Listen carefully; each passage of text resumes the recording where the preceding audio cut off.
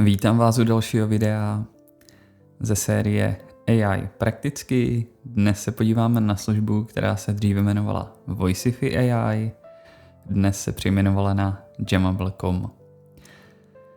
Z praktického pohledu je to spíš taková hračka, když chceme přespívat nějakou písničku jiným hlasem. To znamená, smyslem tady té služby a jejich nástrojů je to, aby byla schopná z písničky vytáhnout hlas, jenom čistě hlas, to znamená bez muziky, nástrojů a tak dále. A následně díky AI modelu, takzvanému deepfake modelu, předělala ten hlas na něco jiného. Vždy tady máme na výběr z různých hlasů, například z anime, to Naruto, ze známých osobností je tady třeba Donald Trump, ale samozřejmě jich tady více, nebo například SpongeBob. A když si vybereme ten model hlasu, tak můžeme vytvořit konverzi. A stačí klidně, že si vybereme jenom něco z YouTube, tak dejme tomu, že si vybereme Michael Jackson Bad a podíváme se na to, co se s tím stane. Takže to tady vložíme, dáme Generate AI Cover a necháme to chvíli pracovat. A za chvíli se podíváme na výsledek. Samozřejmě je důležité si uvědomit, že ty hlasy mohou být chráněny autorskými právy, takže je potřeba si přečíst podmínky a opatrně. To znamená, když bychom třeba použili nějakou slavnou osobu, neměli bychom její souhlas, tak samozřejmě to nemůžeme potom používat dále. Co je zajímavé, když vlastně máme tuto službu a koupíme si ten prostřední subskripci, tak můžeme 3x za měsíc nahrát nějaký svůj hlas. To trénování modelu trvá něco mezi 1 až 6 hodinami, to znamená, my tam nahrajeme nějakých 10 minut přibližně našeho hlasu a on je schopný na základě toho natrénovat ten deepfake model. A jakmile má ten deepfake model, tak samozřejmě je možné potom použít náš hlas k tomu, aby jsme přespívali nějakou písničku. To si můžeme vyzkoušet příště, zatím jsem to netestoval, ale je to rozhodně zajímavá možnost.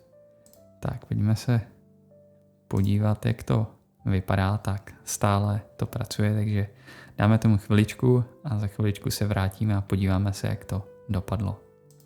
Tak, už se nám to zkonvertovalo, tak pojďme se podívat, nejdřív si tady pustíme, dejme tomu,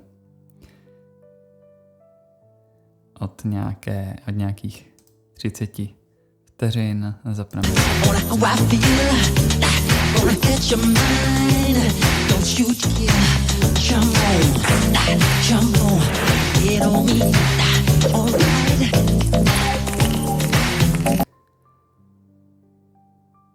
Tak, slyšeli jsme tady ukázku na YouTube a teď, když přejdeme do našeho deepfake a zkusíme si pustit ten.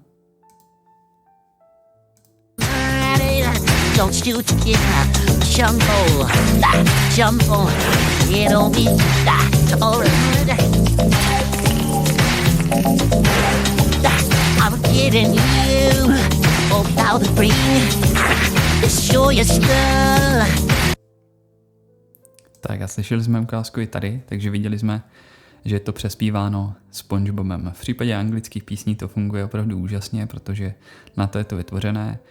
Nicméně, co kdybychom zkusili teď nějakou českou píseň? Kdybychom si tady na YouTube našli nějakou českou píseň, dejme tomu třeba nějakou dychovku, ať máme legraci. Tak, co bychom mohli použít? To třeba Vysoký jalovec. Tak, vezmeme si Vysoký jalovec, skopírujeme si takhle YouTube a zkusíme použít našeho SpongeBoba na přespívání tady toho. Opět tomu dáme chviličku a podíváme se, jak to dopadne. Tak pojďme se podívat na výsledek, jak to dopadlo.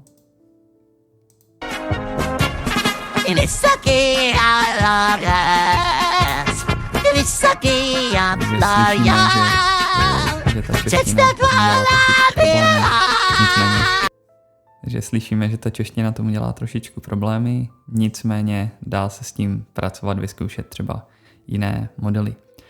Poslední věc, kterou bych vám chtěl v tomto videu ukázat, je, když si například vyhledáme hlas Darth Vadera a vezmeme si ten model, tak můžeme využít text to speech, můžeme tady měnit přízvuk, můžeme měnit, jestli je šťastný, smutný, jestli křičí, tak můžeme si dát, že je třeba smutný. A když si tady skopírujeme kousek z Wikipedie o Timesech a vrátíme se zpátky, dáme to tady a necháme si, smažeme tady odkazy na zdroje a dáme si convert to text, tak se podíváme, jak to dopadlo a co to dokáže. V příštích videích si potom ukážeme pokročilejší modely. Tady Jamable je opravdu specializované na to, aby převádělo anglické písně, aby vytvářelo takzvané cover verze. Takže to není až tak úplně deepfake model, který má vytvářet lidský hlas nebo imitovat lidský hlas. Tak, pojďme se podívat, jak to dopadlo. Tak, pustíme si ukázku. The Times was the first newspaper to bear that name, inspiring numerous other papers around the world, such as the Times of India and the New York Times. In countries where these other titles are popular, the newspaper is often referred to as the London Times or the Times. Tak, slyšeli jsme ukázku a to pro dnešek v tomto videu stačí. Jak vidíme, Jamable je převážně taková hračka, maximálně pokud bychom naspívali nějakou píseň, vytvořili skrze svůj hlas model a potom nechali nějakou písničku přespívat, tak bychom dostali představu, jak to zní. Případně pokud bychom pro někoho vytvořili anglickou písničku a chtěli bychom, aby ta písnička byla zpívaná naším hlasem, tak k tomu právě Jamable můžeme použít. Takže tak a budu se na vás těšit zase příště u dalšího videa.